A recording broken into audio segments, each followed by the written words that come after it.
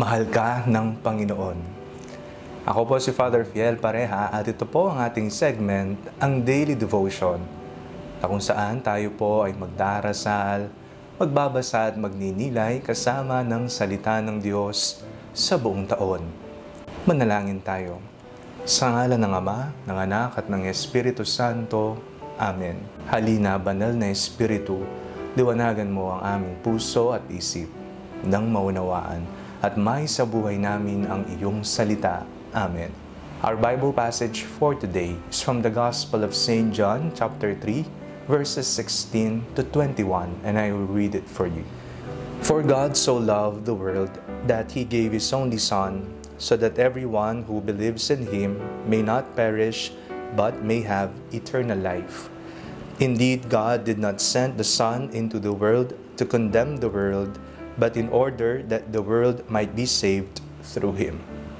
Those who believe in Him are not condemned, but those who do not believe are condemned already, because they have not believed in the name of the only Son of God.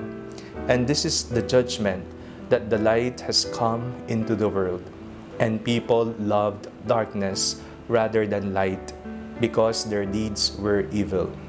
For all who do evil hate the light and do not come to the light, so that their deeds may not be exposed.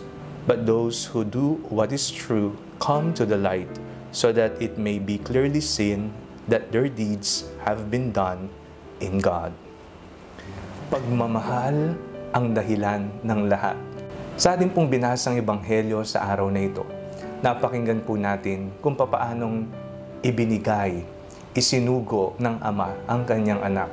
Ito'y dahil sa kanyang dakilang pagmamahal sa ating lahat. Hindi upang parusahan ang mundo, hindi para litisin ang mundo, kondenahin ang mundo, o kaya ilagay lahat sa impyerno sa nagbabagang apoy ang mga tao. Bagkus, ang pinakadahilan ay pagmamahal. Dahil mahal tayo ng Panginoon, ibinigay niya ang kanyang anak. At sino mang maniwala sa kanya ay magkakaroon ng buhay na walang hanggan. Paniniwala. Ito po'y napakahalaga sapagkat ito po ang bumubukas sa atin upang makilala natin, mapagsilbihan natin at mahalin natin ang isang Diyos na nagmamahal sa atin. Kung wala tayong pananalig sa Kanya, hindi natin magagawang mahalin at paglingkuran Siya.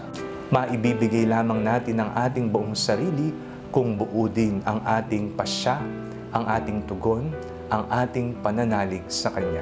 Ngayong araw na ito, ipagdasal mo sa Diyos na naway pagkalooban ka ng isang malalim na pananalig sa Kanyang anak. Nang sa ganon sa ating paniniwala sa Kanya, may sa buhay natin ang pagmamahal na Kanyang ipinakita sa atin noong Siya ay isinilang, noong Siya ay ipinako sa krus, at noong Siya ay muling nabuhay para sa ating lahat. Pagmamahal ang dahilan ng bawat yugtong ito na nangyari sa buhay ng ating Panginoon. Mahal tayo ng Panginoon. Manalangin tayo. Panginoong Jesucristo, maraming salamat po sapagkat minamahal po ninyo kami. Nawa magkaroon kami ng isang pananalig na kasing lalim at kasing tibay ng inaasahan po ninyo sa amin. Maibigay nawa namin ng buong buo ang aming sarili sa iyo. Amen. Sa ngalan ng Ama, ng Anak at ng Espiritu Santo. Amen. Huwag po ninyong kalimutang i-like ang video ito. Mag-comment po kayo and share it with your family and friends. Ang Panalangin Bago Matulog ay may sariling Facebook page na po. Huwag niyo pong kakalimutang mag-like at mag-follow dito, and do not forget to subscribe to our YouTube channel. I-click niyo lamang po ang link na nasa description ng video ito. O kaya naman po, just search Father Fiel Pareha. God bless you po.